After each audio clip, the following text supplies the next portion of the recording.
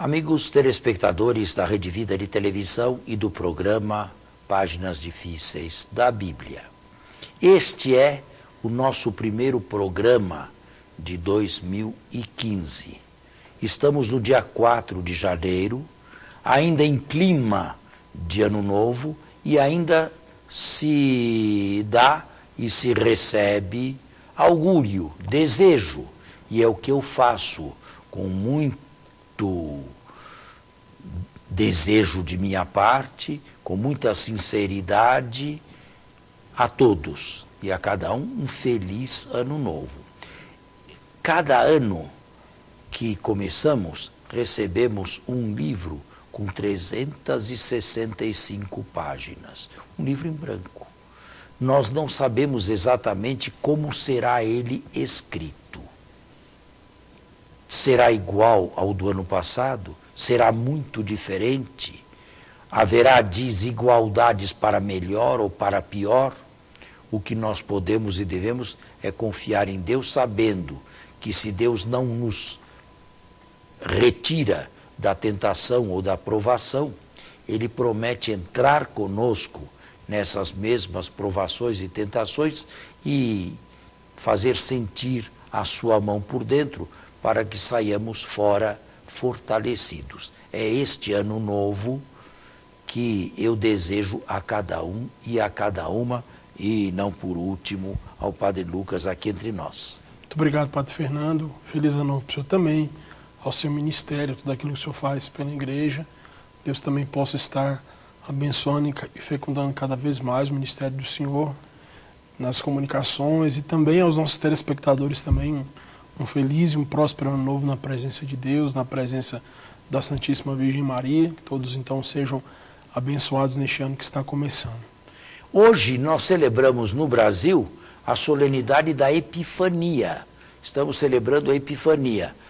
Em outros países é celebrada no dia 6, nós antecipamos para o primeiro domingo após 1º de janeiro. Epifania, palavra grega que significa manifestação. Aquele que nasceu escondido quase na gruta de Belém, hoje é manifestado. É manifestado a todos os povos, como único Salvador para toda a humanidade. Bem, mas nós continuamos aqui o que estávamos falando já no final da última palestra, do último encontro, que foi ainda no finalzinho de 2014. Estávamos falando a respeito, Padre Lucas, da coleta de Jerusalém, para Jerusalém. Da coleta de Paulo para os necessitados cristãos de Jerusalém. Isso mesmo. Parece que aquele ideal de Lucas, todos punham tudo em comum e nada faltava a ninguém, foi um ideal mais desejável, mais idealista do que realista, não é? Já nos primeiros anos, se sente necessidade de alimentá-los e de mantê-los.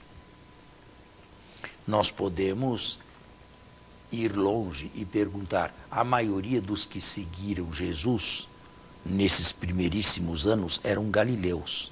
Como é que viviam em Jerusalém? Em casa de quem? Como se alimentavam? Quem lhes provia alimentação? Parece, a teor do capítulo 6 dos Atos, que havia uma espécie de mesa comum. Ou pelo menos aquilo que nós chamamos hoje, uma cesta básica para cada um ou para cada família. Mas nós não sabemos como esta gente se arranjava. É fato que viviam de uma altíssima espiritualidade. E quem vive numa altíssima espiritualidade e pensando, considerando um brevíssimo espaço de tempo entre eles próprios e a parousia e a segunda vinda de Cristo, é relativamente sustentável imaginar esse teor de vida assim tão espiritualizado e, ao mesmo tempo, tão necessitado. É claro que isto aqui não estava destinado a permanecer por longo tempo. Com o passar dos anos e com o atraso da parousia, é claro que esses problemas sociais deveriam emergir como emergiram. Tanto que tinha alguns que não trabalhavam, e Paulo, numa de suas cartas, até corrige alguns que não estavam trabalhando. Esses não eram de Jerusalém, eram de Tessalônica. De qualquer maneira, havia essa altíssima expectativa da vinda de Jesus. E isto é interessante também, fazendo uma digressão, Jesus nunca disse em vida que voltaria a este mundo. Nunca falou isto em vida. Ele falou, sim, que se lhe acontecesse o pior, Deus o reintegraria. Ele seria reintegrado. As famosas predições da paixão, 3 nos sinóticos, são já recheadas com os acontecimentos que vieram depois. Não é? Com tanta clarividência assim, Jesus não falou. Mas ele tinha a certeza da sua reintegração. De que forma ele seria reintegrado, talvez ele não estivesse expresso com tanta clareza. Foi com a ressurreição. Mas ele nunca disse que voltaria. A ressurreição não é volta para este mundo. A ressurreição se dá no mundo de Deus. E como surgiu esta expectativa de uma volta de Cristo, se ele nunca disse isso em vida?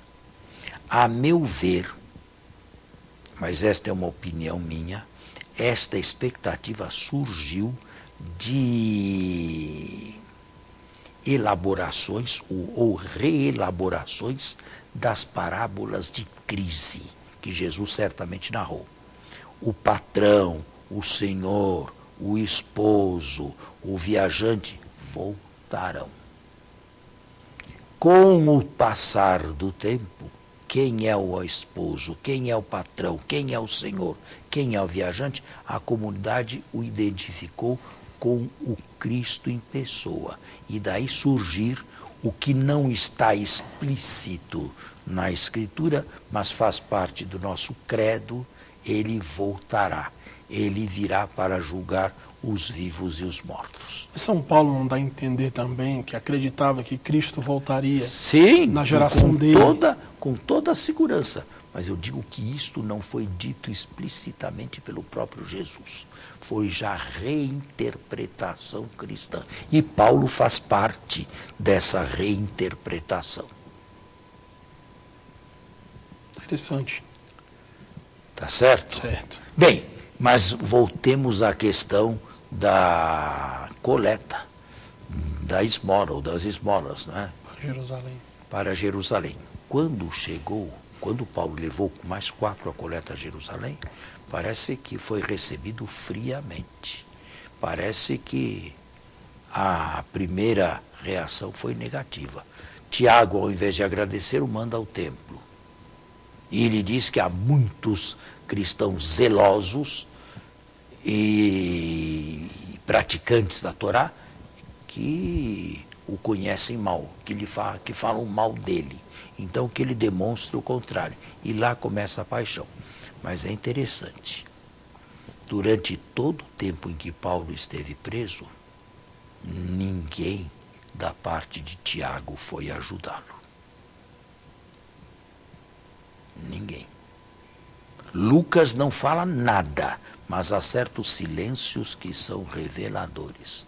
Parece que Paulo não recebeu nenhum apoio, nenhuma solidariedade, nenhuma ajuda da parte judaica cristã da comunidade. Toda a sua defesa esteve a cargo dele mesmo.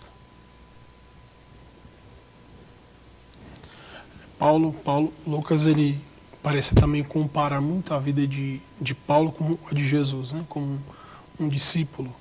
Vai se aproximando muito do destino de Jesus também. Era de se esperar que a igreja a quem ele foi levar auxílio lhe prestasse uma ajuda e lhe oferecesse solidariedade. Nada, absolutamente nada ao menos nos Atos dos Apóstolos. E se tivesse acontecido, Lucas não teria deixado de ter escrito. Como interpretar este silêncio? Ninguém esteve ao lado de Paulo quando teve que se defender diante das autoridades judaicas e diante dos romanos também. Ninguém, absolutamente ninguém, ao seu lado. Esteve sozinho e terminou, parece que sozinho. Por isso mesmo, quando nós falamos em albores do cristianismo, nós devemos tomar um certo cuidado quando falamos que todos eram um só coração e uma só alma. É verdade, todos creiam em Deus e criam em Jesus Cristo.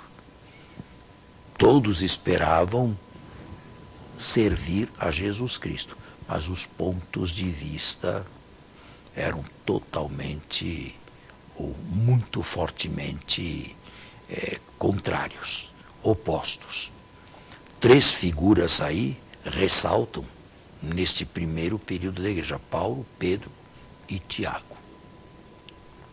Com o desaparecimento dos 3, das 3 grandes figuras, aí pouco a pouco se pôde ir trabalhando.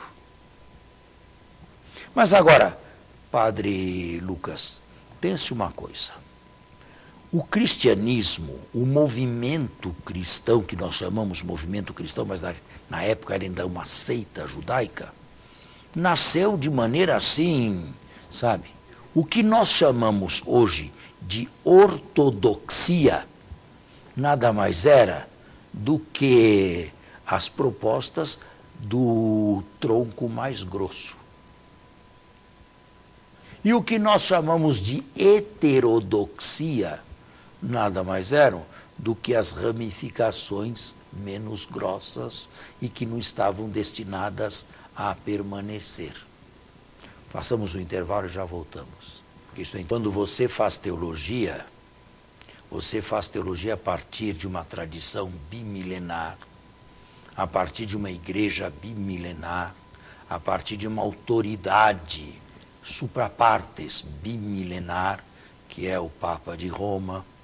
Você faz teologia a partir de uma tradição comprovada, a partir de teses que foram repetidas por muitos, mas não era assim no começo. No começo não havia nada disto. Nem Bíblia, nem Novo Testamento. Nada, absolutamente nada. Nem Bíblia, nem Novo Testamento. O que havia? Intuições. E como procediam estas pessoas? Por intuições. Aí você compreende que um intuía de uma maneira e outro intuía de outra maneira. E a partir de intuições, não sem tensões e choques, se foi formando aquilo que mais tarde seria o tronco chamado cristianismo. Mas só com o passar do tempo. Mas houve ramificações que não foram revigoradas com o passar do tempo. A isto, mais tarde, se deu o nome de heresia. Já aparecem muitas, já começam a aparecer, né? A partir do 2º século, sim. Começa a partir o docetismo, em primeiro lugar, e, em segundo lugar, o gnosticismo. As duas têm uma boa base em comum. Mas, vejam, os primeiros discípulos, Paulo, que nos interessa agora, procedeu por intuição, por aquilo que ele diz, a verdade do Evangelho. E outras revelações que ele continuou a ter, ao que parece, no decorrer da sua vida. Sei de um homem em Cristo há 14 anos que foi arrebatado ao céu e ouviu palavras arcanas, que não é dado ao homem dizer. Não é a visão de Damasco. porque ele a separa de todas essas revelações. Devia ter sido uma outra revelação. Outra revelação.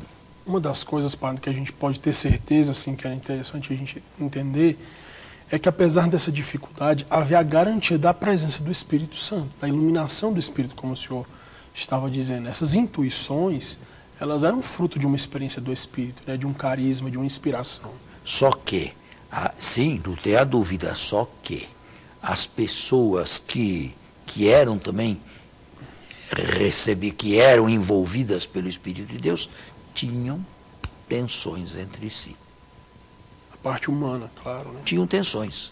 Paulo, Tiago, Pedro, a parte aramaicofone, a parte tradicionalista, a parte mais avançada, os helenistas, e depois Paulo, além dos helenistas. E tudo isto com o cristianismo ainda dentro do judaísmo. Enquanto Paulo esteve em vida, o cristianismo ainda se compunha com o judaísmo. Se compunha. Até a queda de Jerusalém, o cristianismo se compôs com o judaísmo. Foi depois da queda de Jerusalém, com a reconstrução rabínica do judaísmo, que se separaram.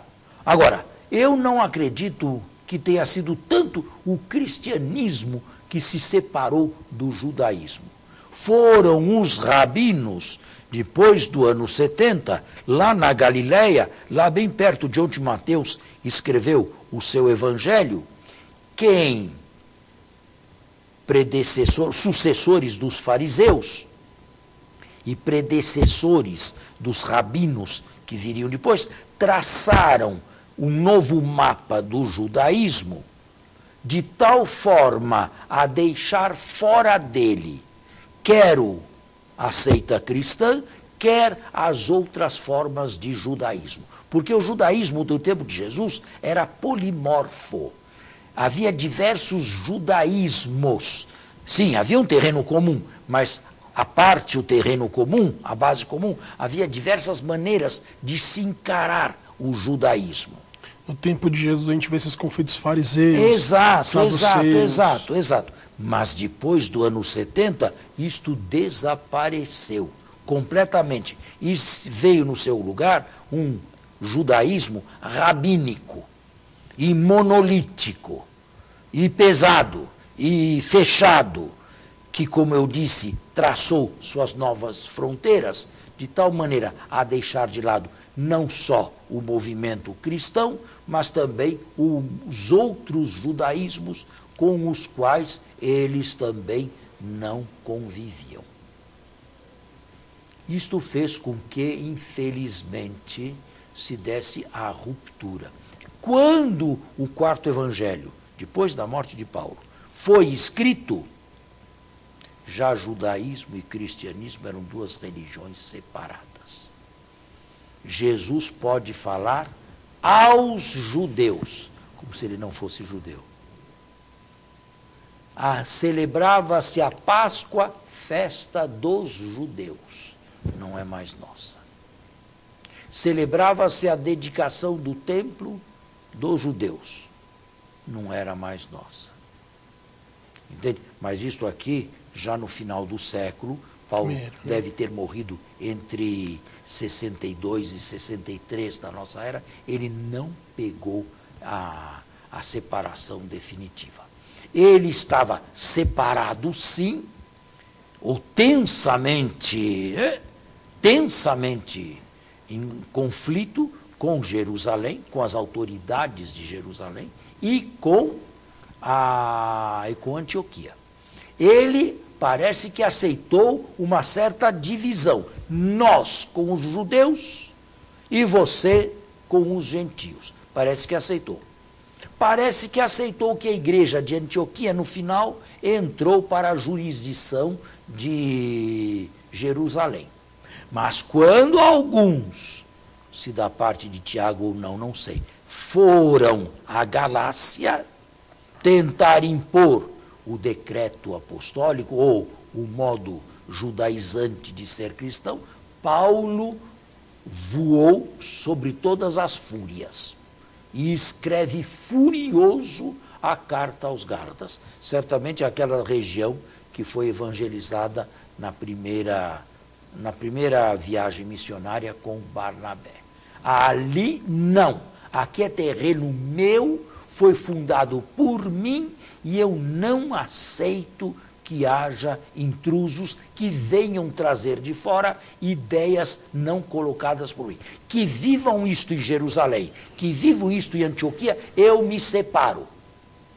Eu tolero, mas que venham semear a cisânia, não, porque a verdade do Evangelho não tolera essas intrusões. Está vendo como foi o movimento nos primeiros anos? A carta aos Gálatas é terrível. É verdade, mas muito reveladora desses detalhes que a gente poderia não perceber, né? Detalhes que dito por Paulo a próprio punho, a gente consegue entender um pouco mais a dinâmica de como é que funcionou esses conflitos, né? Alguma dúvida ou está tudo claro? Tudo claro. Está? Tá tudo Então agora, Paulo sozinho vai dar início a uma missão, sem apoio do que ficou para trás. Eu chamei a esta missão Egeia, e é a mais importante da vida de Paulo. Ela ocupa nos Atos os capítulos 16 a 20. É Paulo sozinho, com a sua nova esquadra, sem mais contar com o apoio da Igreja Mãe de Jerusalém e de Antioquia, de onde tinha sido catequista, que vai fazer as suas fundações, baseado no princípio da justificação pela fé. Onde começam muitas cartas a surgirem, né? Nesse período. Praticamente todas as cartas que não foram escritas da prisão foram escritas nesse período aí. Da missão Egeia. Da missão Egeia. Falo missão Egeia porque eu tenho aqui como marco o mar Egeu, na sua ala oriental. Quer o mar Egeu vindo para Oriente, ele termina na Palestina, nas regiões da Síria e da Palestina, quer na região mais ocidental, que seria a Turquia e até a Grécia. Aqui eu divido em dois a missão de Paulo. A primeira fase da missão Egeia e a segunda fase da missão Egeia. Trata-se de fundações de pequenas comunidades. E para você, nós não podemos começar este tema agora, porque o nosso tempo já vai longe. Para você ter uma ideia, essas pequenas comunidades eram pequenas mesmo. Não havia igreja, não havia local. Se reuniam na casa de alguém, mas quantas pessoas cabiam numa casa do primeiro século? Pouquíssimas pessoas. 10, 12, não mais do que isso. Isto era uma igreja. Em Roma havia 5 igrejas. Deviam ser 5 casas que abrigavam um número assim de fiéis cristãos. E em litígio com a sinagoga, por causa de Cristo. Os dois lados, judaísmo e cristianismo, contendendo-se fortemente entre si, pensando ambos prestar um grande serviço ao único Deus. E tendo como pedra de escândalo Jesus, impostor de um lado, venerando do outro lado. Mas vamos deixar a missão Egeia, o seu início, para o nosso próximo programa. Está terminado. Muito obrigado e mais uma vez, feliz Ano Novo.